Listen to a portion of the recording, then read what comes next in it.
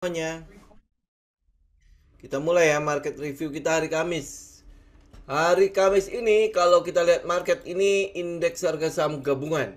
Ya, kalau teman-teman lihat secara trennya dia memang dalam keadaan sideways. Ini mungkin lebih enak lihat di weekly ya. Nah, secara trend dia masih dalam keadaan sideways. Jadi ini dalam keadaan sideways ini trennya ya. Trend yang ada sekarang, kalau teman-teman lihat major trendnya ya pasti masih uptrend.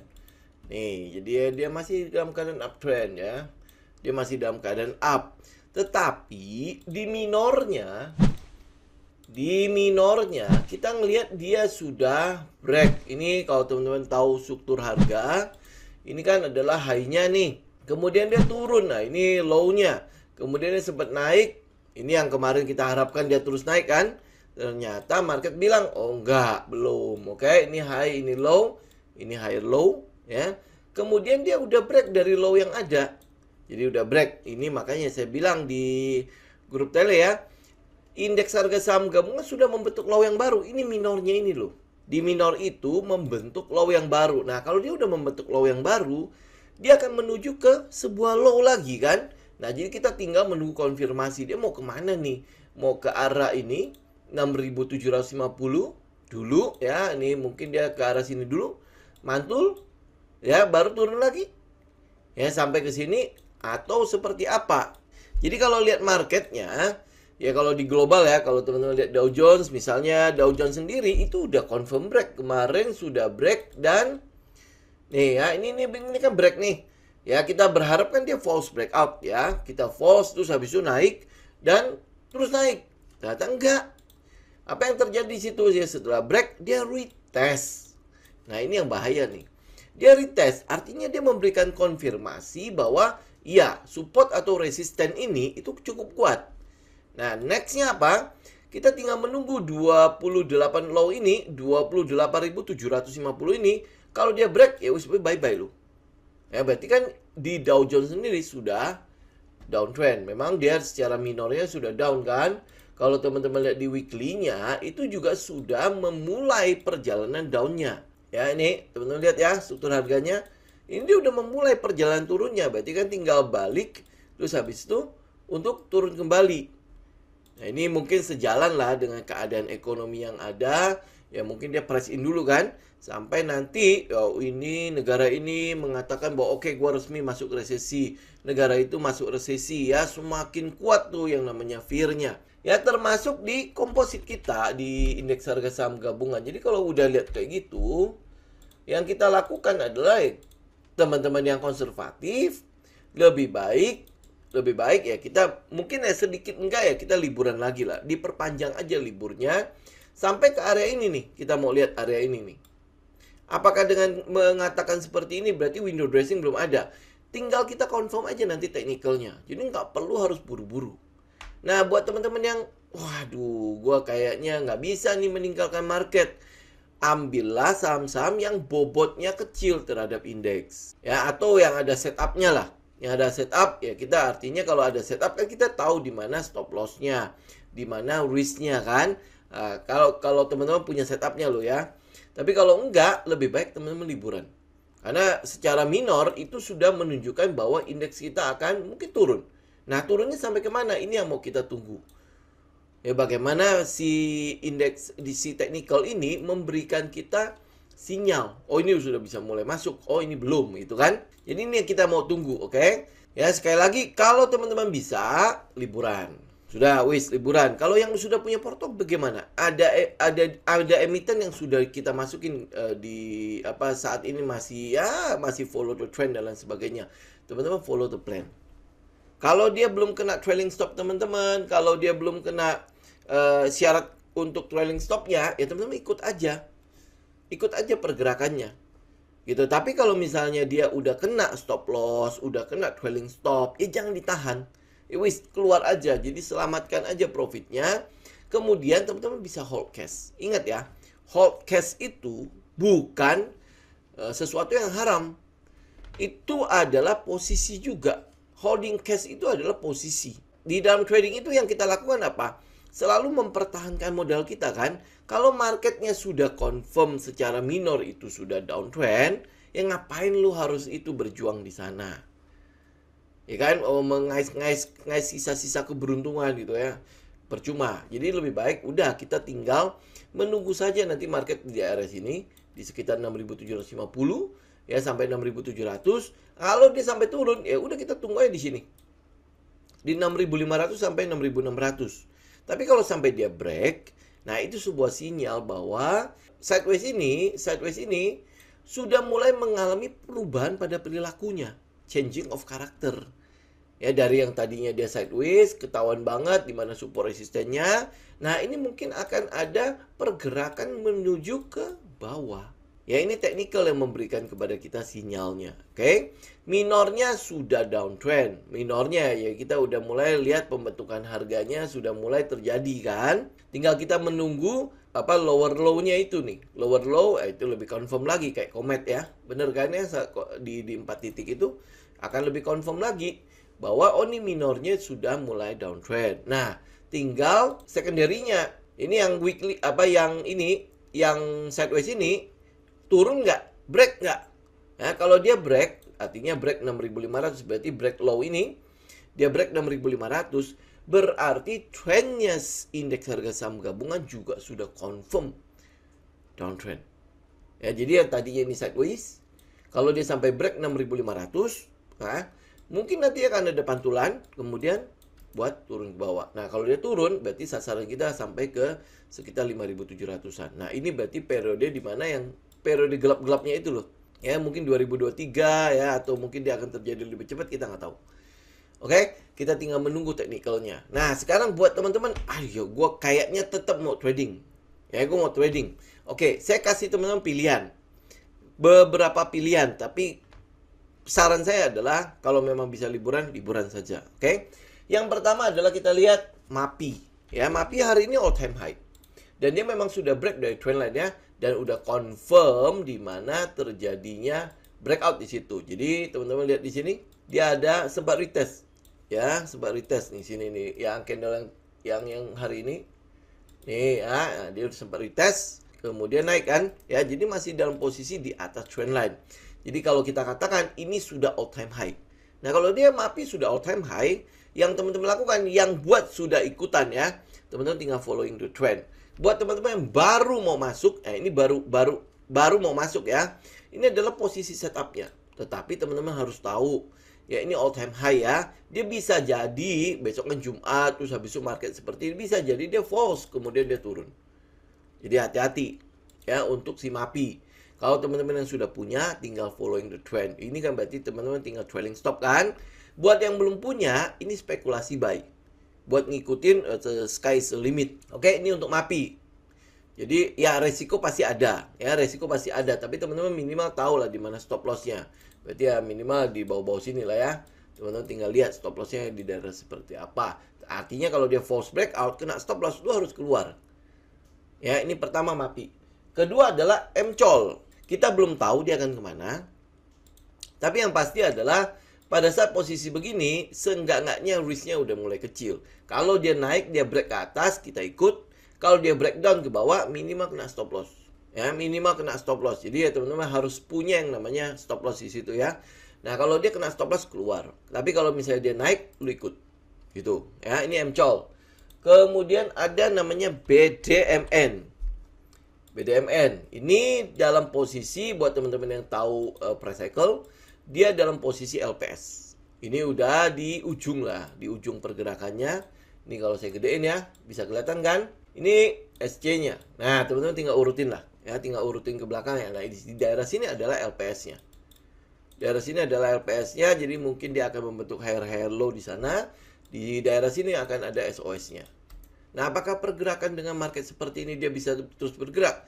Ya kita nggak tahu. Ya, bobot BDMN ke indeks harga saham gabungan memang tidak besar seperti yang big cap lainnya.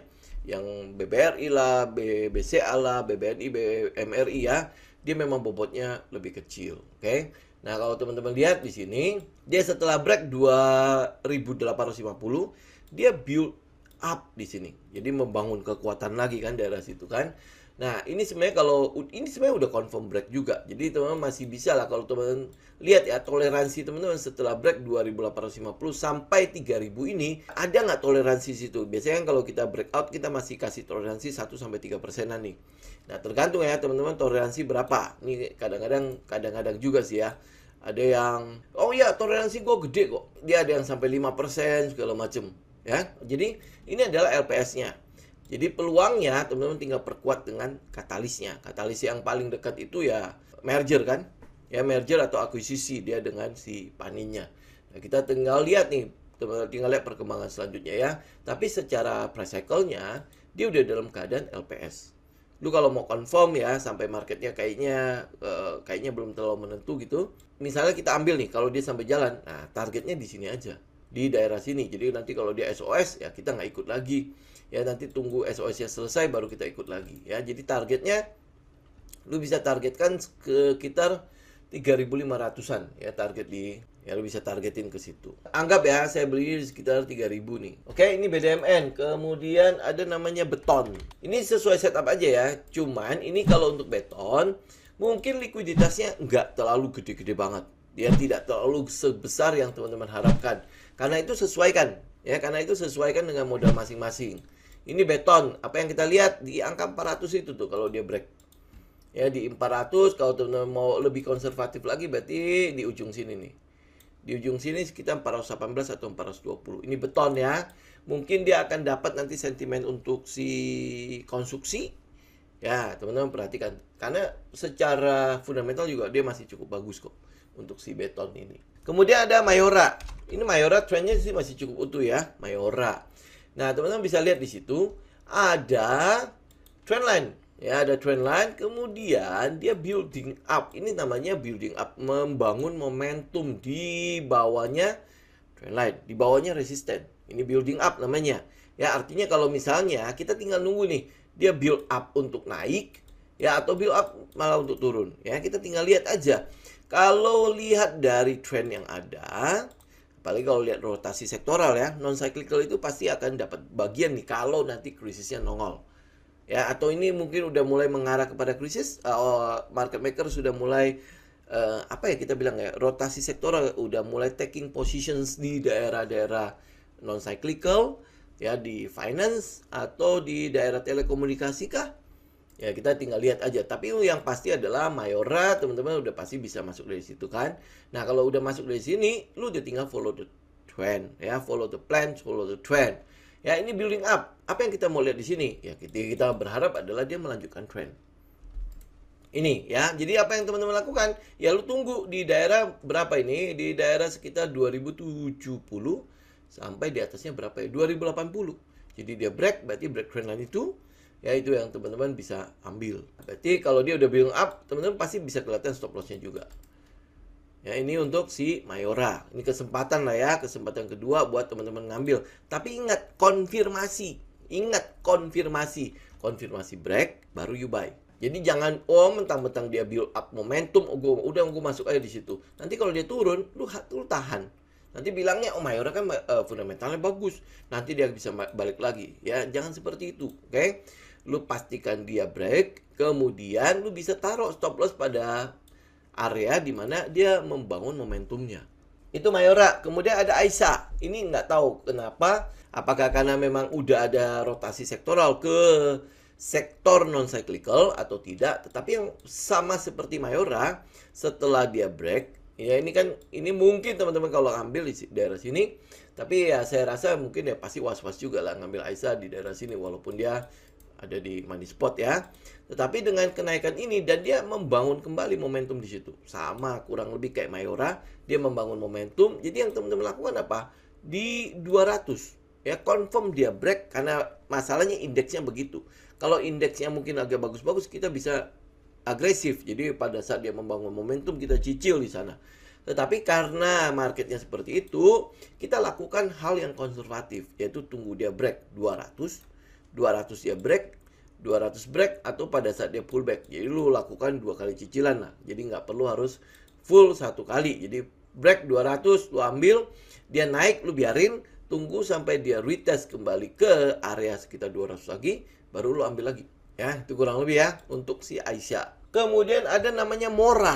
Ya, Mora. Kalau lihat dari sektoral rotasinya memang telekomunikasi pasti ada bagiannya. Nih ya, teman-teman lihat ya. Dia setelah IPO, ini kan gonjang-ganjing.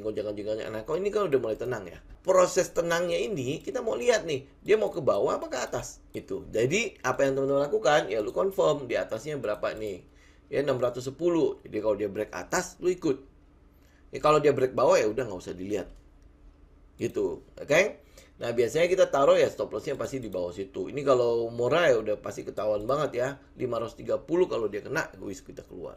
Tapi ingat, confirm dulu dia break. Jadi break dulu 610, baru lu ikut ya. Nah, nextnya ya sama. Jadi bisa jadi dia break, kemudian dia kena ini, dia pullback, jadi lu buy di daerah sini, buy daerah sini, baru kalau dia confirm ya lu udah ikut 100%, jadi udah ikut semuanya di dalam situ. Ya ini buy pertama, lu tes dulu kan. Kalau dia naik terus ya sudah, berarti rezeki lu segini. Ya, tetapi kita melihat karena market ada seperti ini, dia pasti akan ada pullbacknya. Pasti akan ada ya, orang bilang nurunin penumpang dulu lah ya sebelum naik dan sebagainya. Nah, ini pullback. Nah, ini baru lu masuk yang kedua. Ya berarti habiskan kan sisa 50% lu. Nah, habis itu baru ya udah kita let the plan work ya kan. Kita biarkan plan kita bekerja, rencana kita bekerja. Oke? Kemudian masih ada Adaro di situ. Ini mungkin kalau saham-saham energi, saham-saham yang berkaitan dengan batu bara ini sedang menunggu laporan keuangan Q3.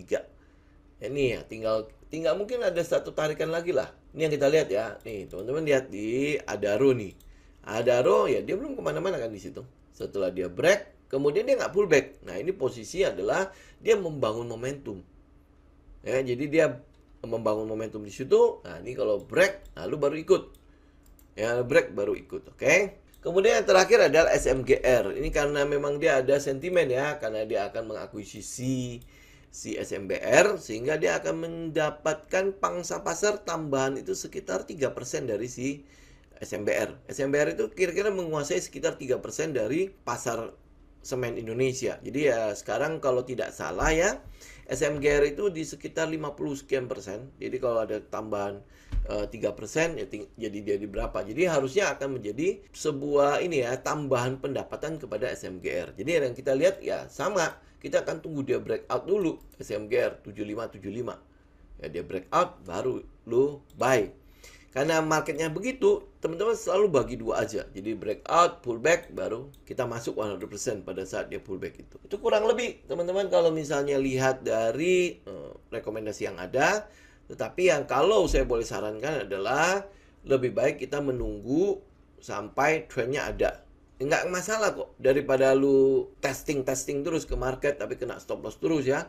Ya daripada seperti itu ya lebih baik teman-teman menunggu marketnya trendnya udah mulai kelihatan ya di sekitar 6.600 6.700 dulu ya. 6.700 kira-kira bereaksinya seperti apa, kemudian di sekitar 6.600 sampai 6.500. Kalau trendnya indeks harga saham sampai break 6.500, itu berarti sudah dimulai periode di mana downtrend terjadi. Jadi itu adalah proses awal perubahan pada karakternya indeks harga saham gabungan. Jadi teman-teman ya, tinggal perhatikan. Ini balik lagi ke karakter masing-masing. Kalau teman-teman ya, kalau memang tetap mau ada di market, ingat, resiko di pasar itu sekarang lagi gede. Nah, lu bisa nggak menghandle resiko itu? Kalau bisa, ya wis, monggo. Tapi kalau nggak bisa, saran saya adalah hold cash. Hold cash aja, kita tinggal menunggu nih daerah sekitar 6.700-an, 6.750 atau sampai 6.600 sampai 6.500. Nggak masalah, teman-teman tinggal tenang aja. Market selalu menyediakan peluang buat kita. Ya, tugas kita adalah bagaimana kita melihat resiko kita. Kalau resikonya kecil, ya lu berani, ya lu silakan lu lakukan. Tapi saat market dalam keadaan downtrend, probabilitas untuk trading plan kita jalan memang kecil. Ya, memang kecil, ya. Jadi oleh sebab itu, ya kita bilang capital exposure-nya nggak usah gede-gede. Lu kalau mau tes, ya lu tes aja mungkin 10-20%. Benar, turunin modalnya. Atau yang lu tes itu paling cuma 10-20%. Atau lu benar-benar tes pada emiten-emiten yang memiliki katalis yang benar-benar besar. yang bagus. Kayak misalnya kalau sektor rotations, ya berarti lu incarnya adalah non cyclical. Ada trend-trend yang di non cyclical yang masih bagus, ya lu mungkin bisa following the trend di daerah situ. Ya, satunya lagi di sektor rotation pada saat resesi adalah health. Ya, health. Ya kenapa ya? Karena orang bilang lu mau sakit, lu mau resesi, lu mau ngapain? Kalau lu sakit lu tetap harus obati. Betul nggak? Nggak bisa lu bilang, lu tunggu ya, lu sakitnya nanti setelah resesi lewat. Kan nggak bisa. Nah, itu adalah bagian dari sektor rotasinya. Jadi healthcare itu ya mungkin ada saham-saham di health itu bisa teman-teman perhatikan. Ya tinggal cek aja ke teknikalnya masing-masing. Oke? Semoga bermanfaat teman-teman. Ya sampai ketemu lagi nanti di hari Sabtu kita di market update-nya ya. Oke, thank you semuanya. Sampai ketemu lagi. Salam tim.